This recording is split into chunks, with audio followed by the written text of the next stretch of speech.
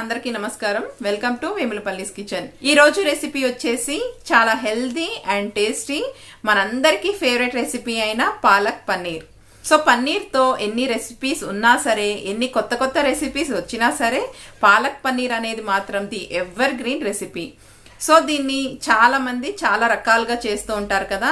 ఈరోజు నేను చాలా సింపుల్గా, చాలా క్విక్గా, అలానే క్రీమీగా ఉండే పాలక్ పన్నీర్ ఎలా చేసుకోవాలో ఈ వీడియోలో చూపించబోతున్నాను. తప్పకుండా చూడండి. నా ఛానల్ని మీరు ఎవరైనా కొత్తగా చూస్తున్నా లేదా సబ్స్క్రైబ్ చేసుకోకుండా చూస్తున్నా, ప్లీజ్ కింద కనపడుతున్న రెడ్ కలర్ సబ్స్క్రైబ్ బటన్ని క్లిక్ చేయండి. పక్కన వచ్చే బెల్ నోటిఫికేషన్లో ఆల్ అనే ఆప్షన్ని ప్రెస్ చేసినట్లయితే నేను పెట్టే ప్రతి వీడియో కూడా మీకు నోటిఫికేషన్ రూపంలో వచ్చేస్తాయి.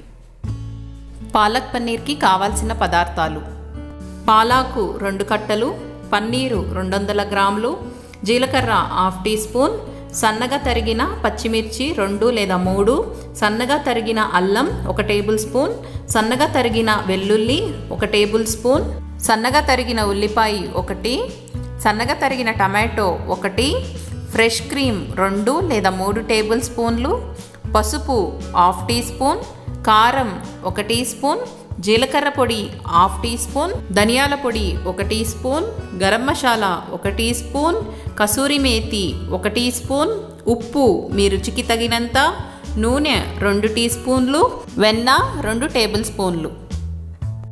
ముందుగా పాలకూరని నీట్గా క్లీన్ చేసుకొని నీళ్ళతో వాష్ చేసుకొని పక్కన పెట్టుకోవాలి. ఇప్పుడు స్టవ్ వెలిగించుకొని వెడల్పుగా ఉండే గిన్నెను పెట్టుకొని సగం పైన నీళ్లు పోసుకొని మరిగించుకోవాలి. ఇలా మరుగుతున్న నీళ్ళల్లోకి ముందుగా శుభ్రం చేసి పెట్టుకున్న పాలాకుని అంతా కూడా వేసుకొని 2 నిమిషాల పాటు ఉడికించుకోవాలి. 2 నిమిషాల తర్వాత స్టవ్ని ఆఫ్ చేసుకొని వెంటనే దీన్ని ఐస్ వాటర్లోకి వేసుకోవాలి. పాలకూర అంతా చల్లగా అయ్యాక దీన్ని ఇప్పుడు ఒక స్ట్రైనర్లోకి తీసుకొని నీళ్ళంతా వడకట్టుకొని ఒక మిక్సీ జార్లోకి వేసుకోవాలి. ఇప్పుడు ఈ పాలాక్ని చాలా మెత్తగా గ్రైండ్ చేసుకోవాలి. ఇలా గ్రైండ్ చేసుకున్న దాన్ని ఒక బౌల్లోకి తీసుకొని పక్కన పెట్టుకోవాలి. ఇప్పుడు స్టవ్ వెలిగించుకొని ఒక కడాయి పెట్టుకొని 2 టీ స్పూన్లంత నూనె వేసుకొని వేడి చేసుకోవాలి. ఇప్పుడు ఇందులోకి 1/2 టీ స్పూన్ జీలకర్ర వేసుకొని జీలకర్ర వేగాక 1 టేబుల్ స్పూన్ అంతా సన్నగా తరిగిన వెల్లుల్లిని కూడా వేసుకొని లైట్గా వేపుకోవాలి. వెల్లుల్లి కాస్త వేగాక 1 టేబుల్ స్పూన్ సన్నగా తరిగిన అల్లాన్ని కూడా వేసుకొని లైట్గా వేపుకోవాలి. ఇప్పుడు ఇందులోకి సన్నగా తరుక్కున్న పచ్చిమిర్చిని వేసుకొని లైట్గా వేపుకొని 2 టేబుల్ స్పూన్ అంతా బటర్ని వేసుకొని కరిగించుకోవాలి. బటర్ని ఇప్పుడు వేయడం వల్ల అడుగు అనేది అంటుకోకుండా చక్కగా మెల్ట్ అవుతుంది. నేను ఇక్కడ ఇంట్లో తీసిన వెన్నని వాడుతున్నాను. మీరు రెడీమేడ్ బటర్ వేసుకునేటట్లయితే నూనె వేసుకునేటప్పుడే బటర్ని కూడా వేసుకోవచ్చు. ఇప్పుడు ఇందులోకి సన్నగా తరుక్కున్న ఉల్లిపాయని కూడా వేసుకొని మంచి గోల్డెన్ బ్రౌన్లోకి మారేంత వరకు వేపుకోవాలి. అలానే ఇప్పుడు సన్నగా తరుక్కున్న టమాటోని కూడా వేసుకొని టమాటో అంతా సాఫ్ట్గా అయ్యేంత వరకు కుక్ చేసుకోవాలి. టమాటో అంతా మెత్తగా అయ్యాక ఇప్పుడు ఇందులోకి ముందుగానే గ్రైండ్ చేసి పెట్టుకున్న పాలాకు పేస్ట్ అంతా కూడా వేసుకొని 2-3 నిమిషాల పాటు ఉడికించుకోవాలి. ఇప్పుడు ఇందులోకి 1/2 కప్ వాటర్ పోసుకొని 3-4 నిమిషాల పాటు ఐ ఫ్లేమ్లో పెట్టుకొని ఉడికించుకోవాలి.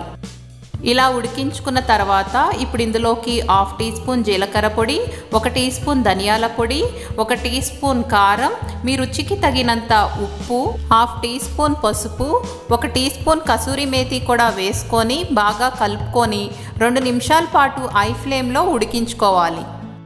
ఇలా 2 నిమిషాల పాటు ఉడికించుకున్నాక ఇప్పుడు ఇందులోకి 1 టీ స్పూన్ అంత గరం మసాలా కూడా వేసుకొని బాగా కలుపుకోవాలి. ఇప్పుడు ఇందులోకి ఫ్రెష్ క్రీమ్ లేదా పాల మీద మేగడ వేసుకొని ఒకసారి బాగా కలుపుకోవాలి. ఇప్పుడు ఇందులోకి క్యూబ్స్గా కట్ చేసి పెట్టుకున్న పన్నీర్ ముక్కల్ని వేసుకొని ఒకసారి బాగా కలుపుకున్నట్లయితే మన పాలక్ పన్నీర్ అనేది తినడానికి రెడీ. దీన్ని ఒక సర్వింగ్ బౌల్లోకి తీసుకోవాలి.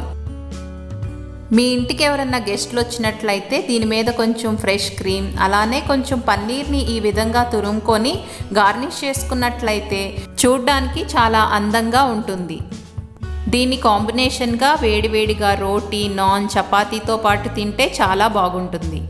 మరి మీరు కూడా ఈ రెసిపీని ట్రై చేసి మీకు ఎలా కుదిరిందో నాకు కమెంట్స్ ద్వారా తెలపండి.